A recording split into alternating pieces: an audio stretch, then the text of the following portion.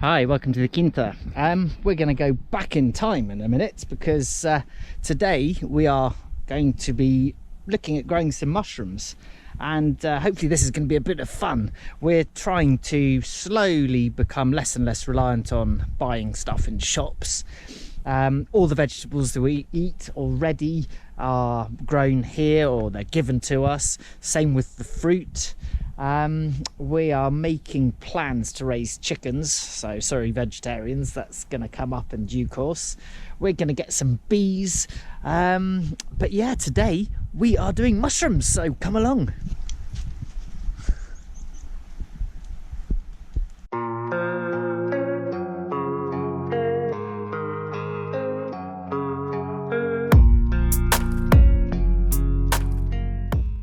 Hi, welcome to the Quinta. It's a bit of a grey old day today, but what I'm going to do is I'm going to start the process of growing some mushrooms. So I've got this old pigsty here, or what was once upon a time a pigsty, and I'm just going to come through and clear this out nicely, so I can stack some logs which we are going to inoculate. And I also need to go and chop up some logs. So join me on the start of this process. Hopefully it'll be a bit of fun, and we'll see where it goes. Perhaps some delicious mushrooms. Right, I'm currently on the hunt for appropriate wood. One thing I'm going to do, as well as preparing logs, these stumps are looking like they're going to be absolutely perfect for inoculation. So we'll try some wild mushrooms, as it were, as well as planting up some logs.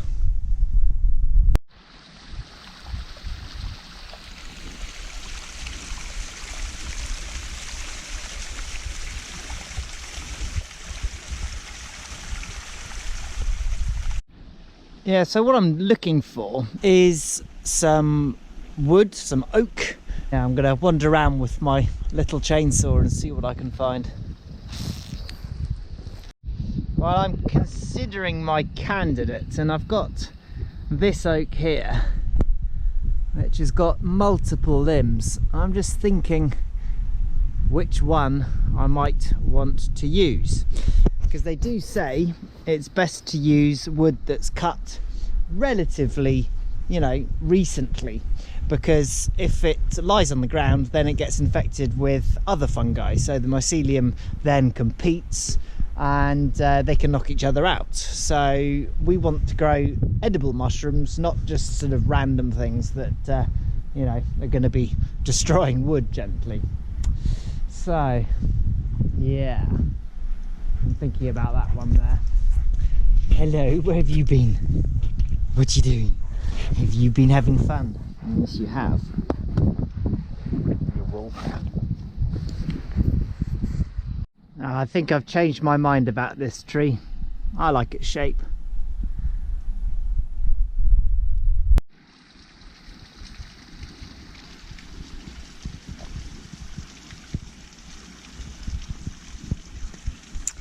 So the logs need to be 4 to 6 inches in diameter, and yeah, I want the trees to be relatively accessible, because otherwise I've got to carry them up mountains. So I've been wandering around pretty aimlessly with young Maya for the last hour or so, looking for candidate trees, and I think I'm going to go back to where I started. Right, I've got this little trio here, and I'm thinking that taking out the middle one will allow the other two to just have a slightly better go at the light. And I think if it's in the middle it's going to get shaded out anyway, and it's nice and straight, it's about the right size, so let's have that down.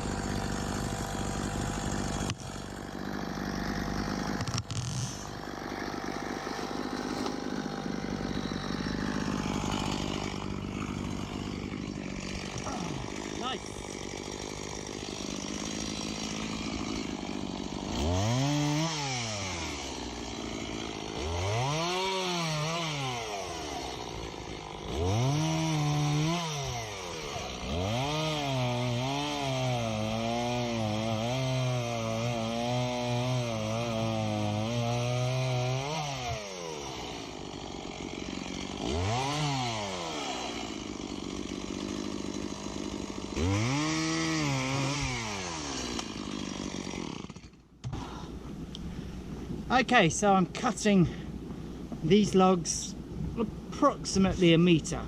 Why a metre? Relatively easy to transport, anything bigger than that, and I'll probably do my backing. And I want 3 good logs, and yeah, we'll see where we go from there. I'm going to carry on with that, and we'll load it up onto the tractor, take them up to where we want them.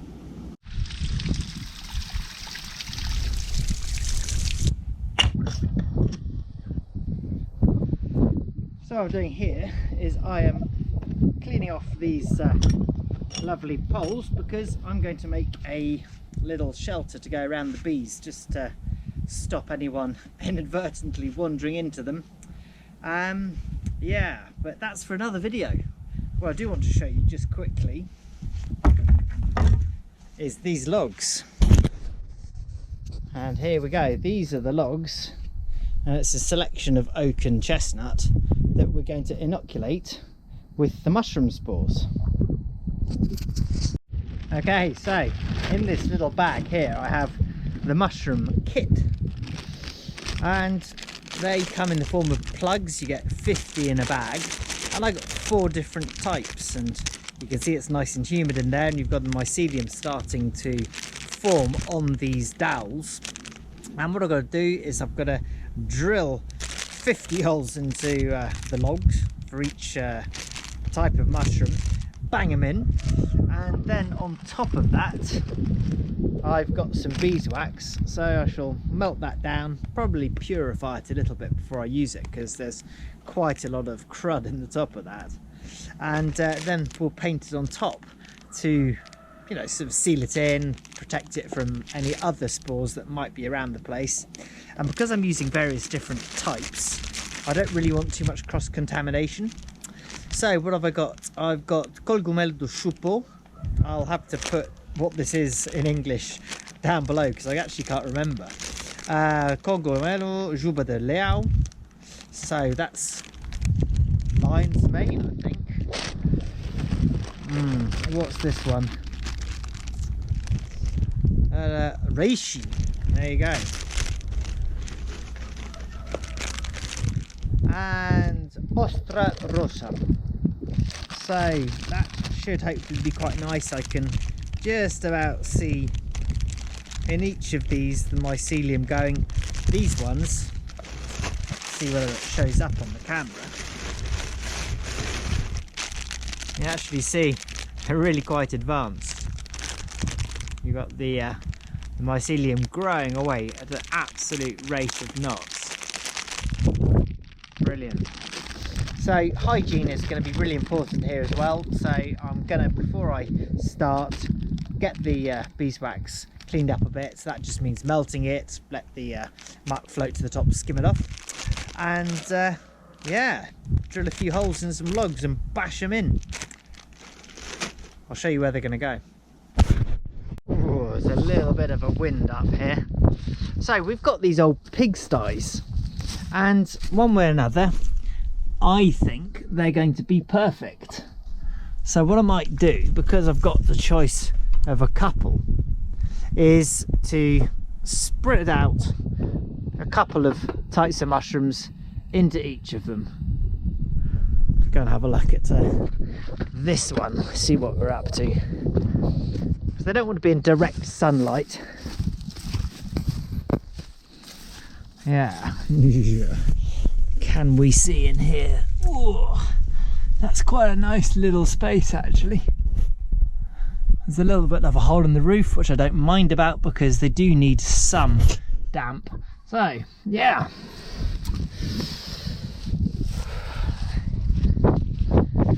so I wasn't actually going to start today, however I've just noticed that one of the bags of the mushrooms is open, it's split, so I'm going to get it into the log quite quickly. This log is one that is reasonably damp still.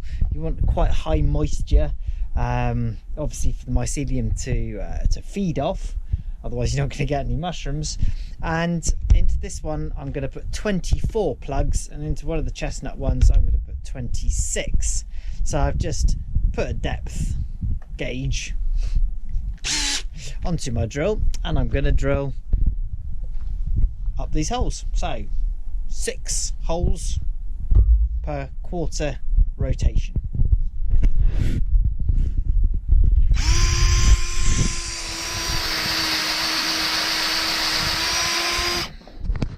So I'm going to try and get these reasonably evenly spaced. And what's going to happen as it comes around, we'll put it into a diamond pattern so that it gets to act away. So let me think about this. So we got 1, we'll do number 2 about there. And because we're doing 6, I'll do about there, I guess.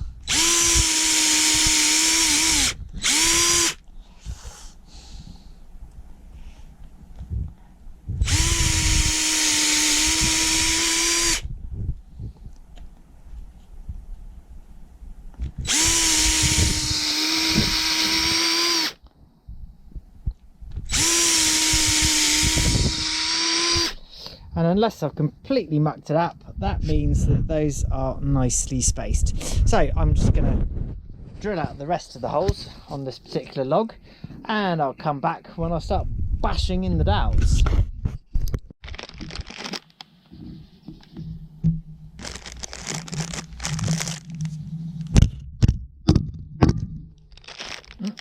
Sorry about that.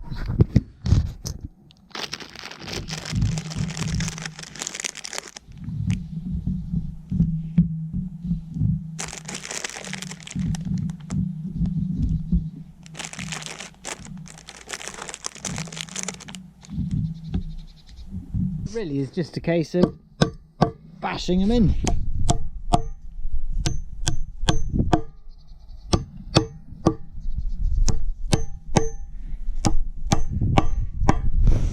So I've got to do that another 44 times.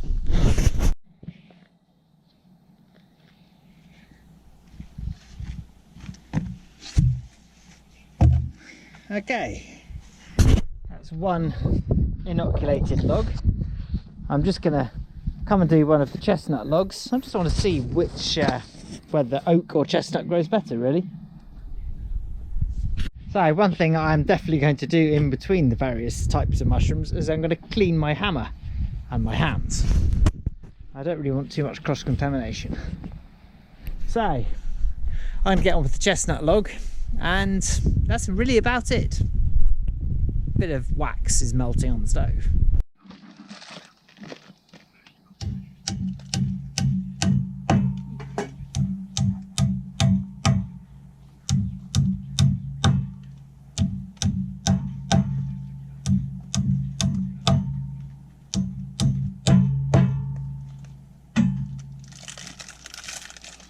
That's so cute.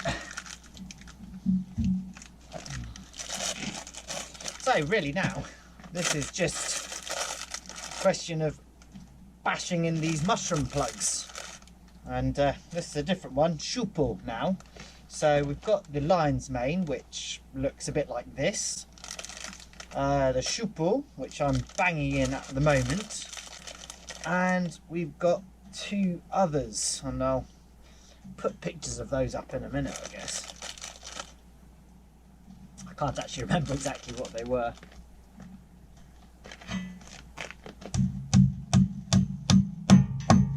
Oops.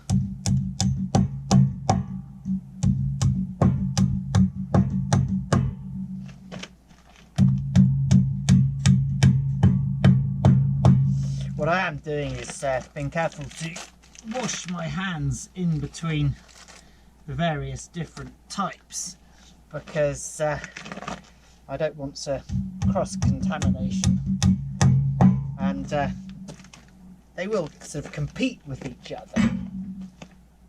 Right, so put that to one side, and halfway there. The other mushrooms that I've got are Ostra Rosa, which looks like this, and Reishi. Very exciting stuff. So here I've got my melted beeswax, and it's just a question of going splodge, splodge, and so forth. Now, you can use paraffin wax, apparently, that's fine. You can also wrap these things up in plastic. But either way, you're just trying to stop any competition going from any other mushrooms that might be around and about. Put a couple in the end as well, since I had a couple left over. Yeah, it's quite therapeutic, really. I wanted to use beeswax, of course, because it is a natural thing, and no, for what it's worth, one may as well keep things that you're going to eat as natural as possible, in my humble opinion.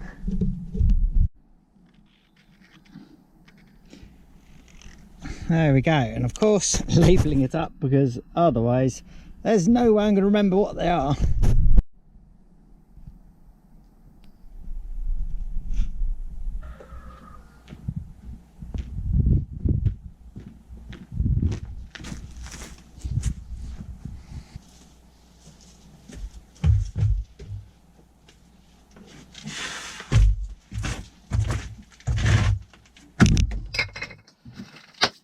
There we go. So we've got some mushrooms here and some mushrooms there, different types. With any luck, this will be a rather nice place for them. Used to be a pigsty. Yeah, because every single family had their own pigs. Diameter of the logs actually determines how long it takes for the mycelium to go all the way through it and to start turning into lovely mushrooms. Therefore, a log with a smaller diameter, cross section, whatever you want to call it, it should be infected faster and will get mushrooms earlier.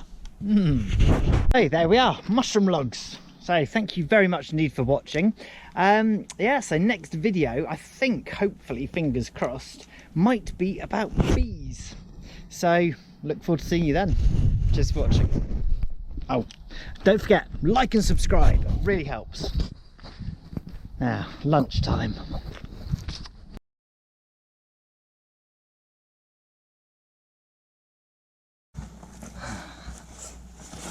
So, my sister, thank you very much, bought me some hop plants for Christmas, and I haven't got round to planting them yet. Well, until now. It's going to be brilliant to have some hops, because in the past I have quite enjoyed making beer, and without hops it's not beer. So what I'm going to do, I'm going to put them in here. I'm going to put a nice big stake in. I'm going to write on the stake what type of hop it is, and then when they start growing I can spin a wire up to another stake up on the wall, and hopefully that'll grow up and grow nice. You digging up my my beds? What are you doing? What are you doing? That's my glove. I don't need your teeth, I have my own teeth. Yes, I do. I've got my own teeth. Right, so here we go. Some steaks. Nice.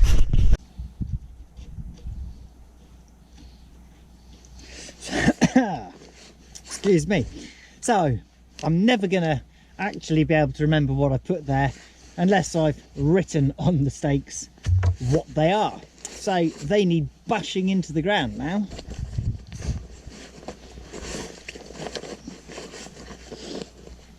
Bit of planting first. Put the glove on the right hand, it somehow helps. My thumbs are opposable, but not that opposable.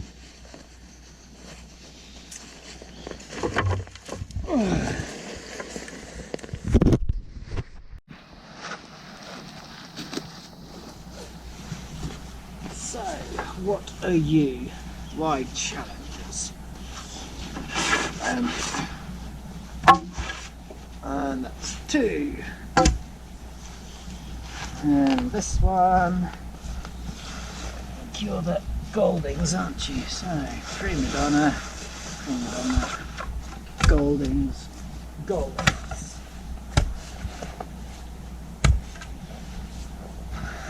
Nice.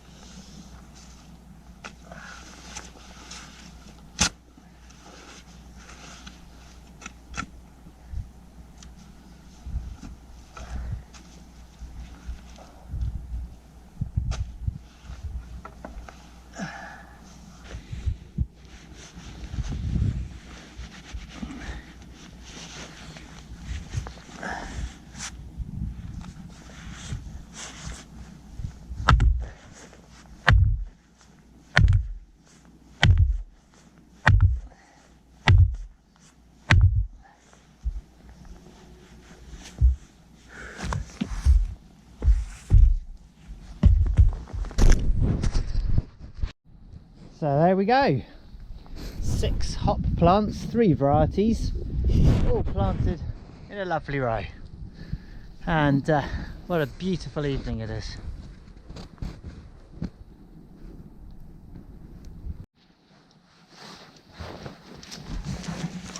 Where's your big girl? What you doing? You're a heffalump. Yes you are. My goodness.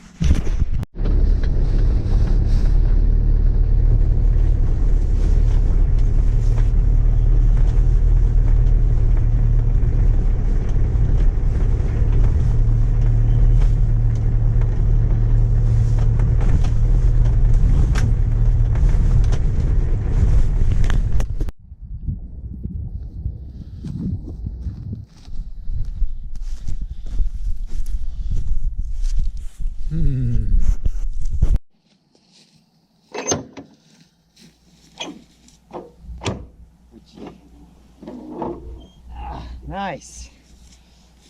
So we've got what can only be described as a huge pile of shit.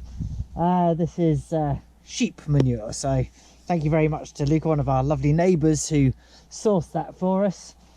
So yeah, just gonna pile it up.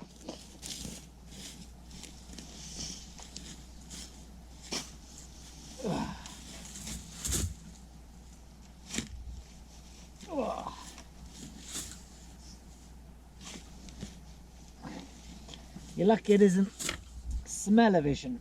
It's quite a lot of ammonia going on here. Still, it's really solid.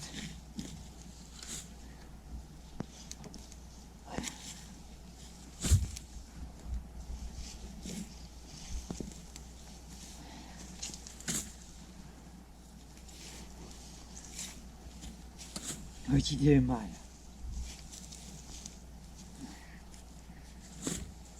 I'd rather you didn't get covered in this. You smell bad enough as it is.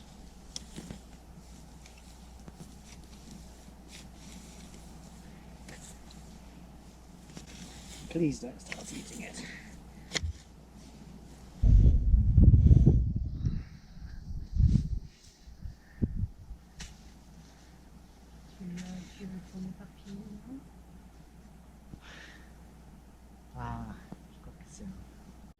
Yes, so this lovely stuff really does reek actually of ammonia, but that's actually a good thing because ammonia means nitrogen.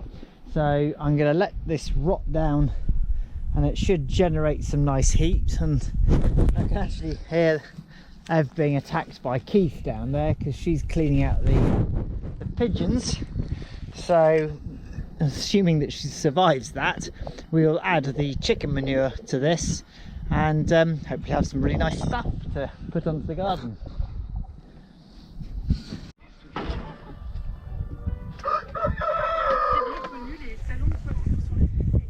You're right, Keith.